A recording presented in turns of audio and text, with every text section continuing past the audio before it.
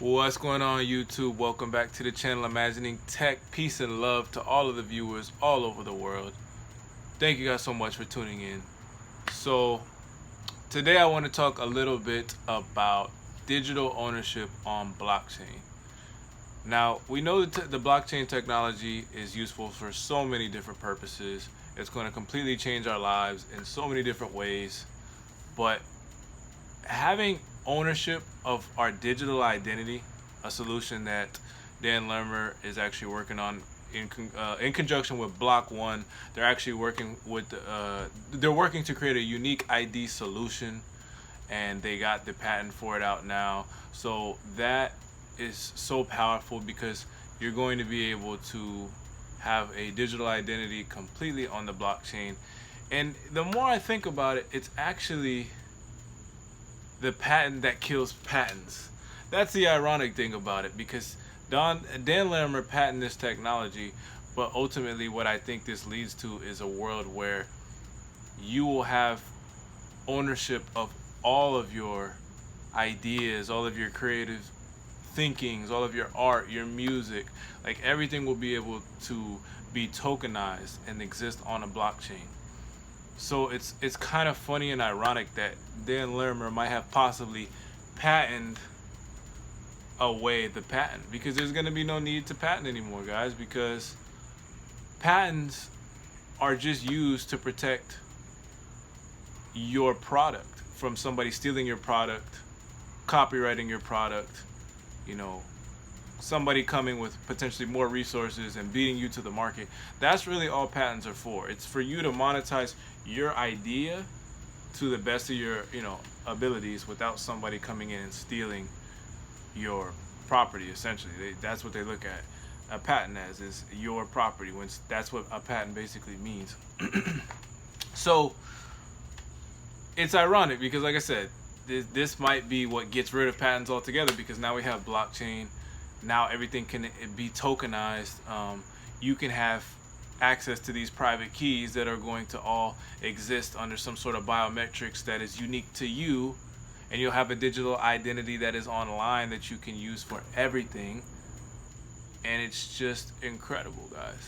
It's just incredible to think about all the different ways that could possibly change how you do everything. Like me talking into this camera right now, for example, like, this is my content. You know what I'm saying? Like, this right now, obviously anybody can share it. This is on YouTube. But one day, it might be a future where it's like I can stop people from sharing my content, and I can produce content solely for just one platform. And if somebody tries to share it to another platform, they won't be able to, because they don't have access to my private keys. So it's like, wow, like that's huge. You know what I'm saying? Like, you own your property, and this is my content. For somebody who makes music or art, like, they could, or even pictures, like, all of this stuff can be tokenized now, guys. So it's like you can upload all this stuff. You can have all the benefits of sharing your content, of using your creativity to create content, uploading it to the blockchain, allowing everybody to enjoy it. And you can be paid for what you love to do. Like, let's just say you're a person who likes to make music. You can get paid for making music and for sharing your music. And all the people that all they have to do is listen to your music. They don't even have to buy your music. Like, they just have to listen to it, and you can get paid for that. Like, that is what the blockchain enables. And, like, that is so powerful. Like, somebody just has to enjoy your art or enjoy your poetry. Blockchain is going to unlock the creative in people all over the world. Like, it's just funny because when I was in school, when I was in high school, it was all about STEM. Science, technology, I forgot even what it was. Math and engineering. That's what it was. Science, technology, engineering, math. Like, that's what school was all about. And, school, the school system to me is just completely outdated. Like, it's completely outdated. Like, the things they teach you, Like, they're trying to prepare you to pass tests. That's basically what a school's job is to do. They're trying to make sure that you can take in information. And I don't think schools are all bad either. And I'm another thing too. Don't take this as I'm against standardized testing, because I'm not. I actually do believe you do need some sort of standardized test to prove aptitude. I'm in favor of that. I don't have a problem with that. But that doesn't mean just because you're not good at tests that you're not brilliant in some other subject. You know what I mean? It's not the end all be all. You know, and it's actually, I would argue, a small portion of the society is actually going to be that academic smart that we all have kind of associated to the traditional smart. Like, everybody has smarts that, like, we have to tap into and we have to realize. Like, for example, my dad, you know, when he was alive, my dad was a great artist. Like, he was, you know, it was just his God's gift. Like, he could draw, he could paint. Like, he just had that gift. You know what I'm saying? He could do that. And, you know, some people like myself can't draw at all. Like, and that's fine. You know what I mean? Like, I have to realize that we all have our own gifts, and some of us will be brilliant in some subjects, and some of us will be brilliant in others.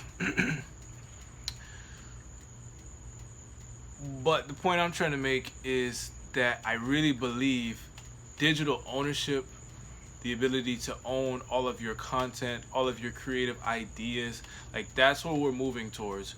We're moving towards a society where the currency will be ideas.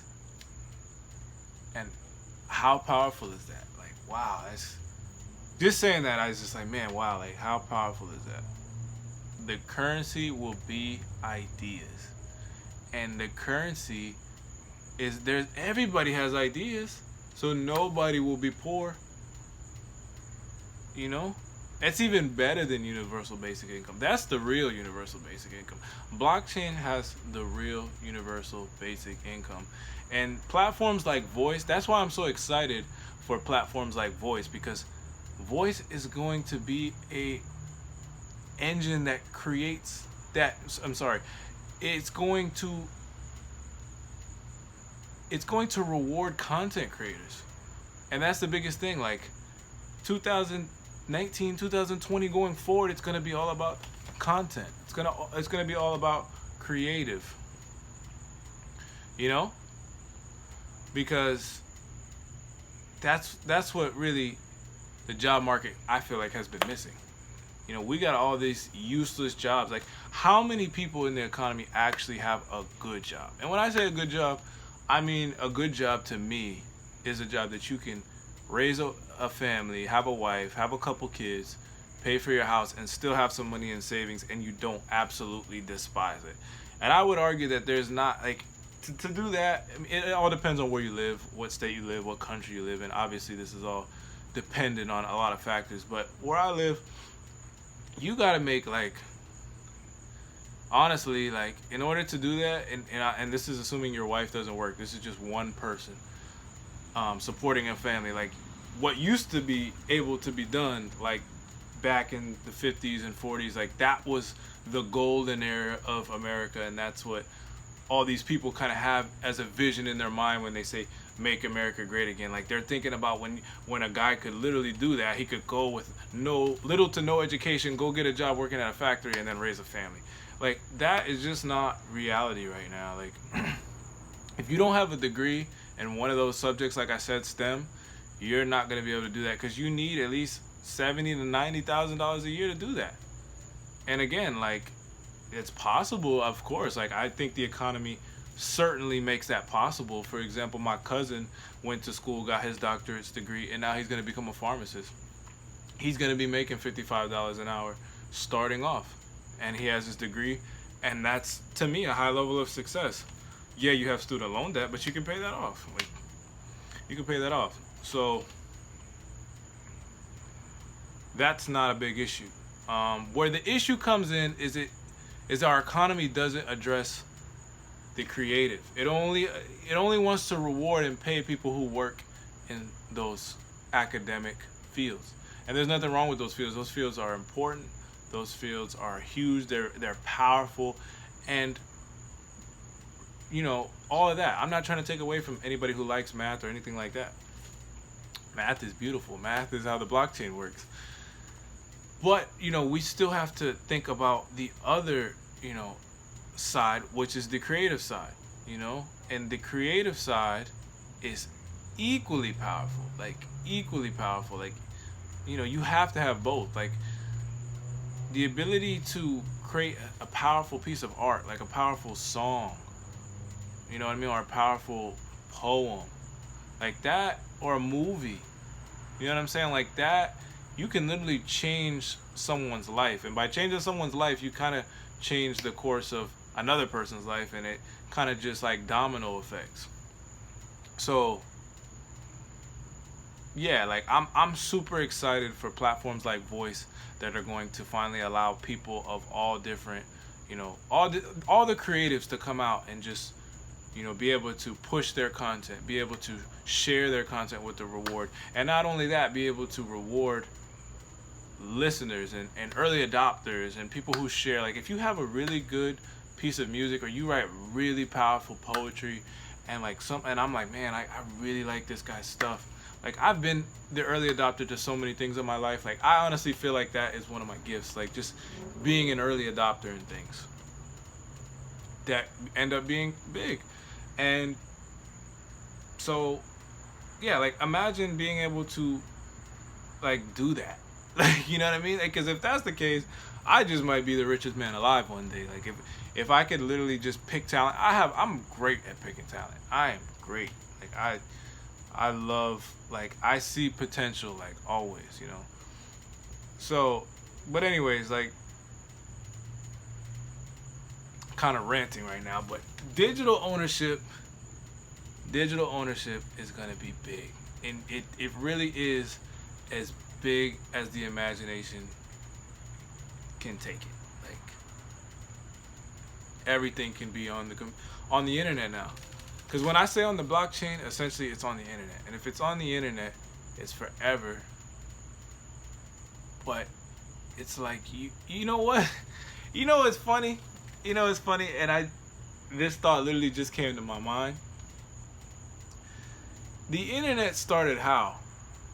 Because what made the internet big? Porn, right? Porno? Like, what if the same thing happened with the blockchain? Like, what if that's the first killer app, man? Like, what if what if porn stars, you know, are tired of people just sharing their videos, you know, and them getting paid a certain amount? Like, what happens when they realize that, yeah, they can lock and key all of their videos? And like, you have to actually pay to use to view every one of their videos or download one of their videos. You know what I'm saying? Like, that's a big game changer for that industry. Because, like, how many people pay for porn? Like, I mean, realistically, there's probably people. Like, don't get me wrong, there's probably people, but like, man, that you know, I'm just saying that could happen again. And if that happens again with the blockchain, and porn somehow makes the blockchain viral again, hey, history repeats itself. That's all I can say. But yeah, I'm gonna go ahead and leave it there. Peace and love, everybody. Thank you so much for watching this video. If you're new here, please make sure to like, subscribe, hit the bell icon for more content from me. And thank you so much once again, guys. Have a good night.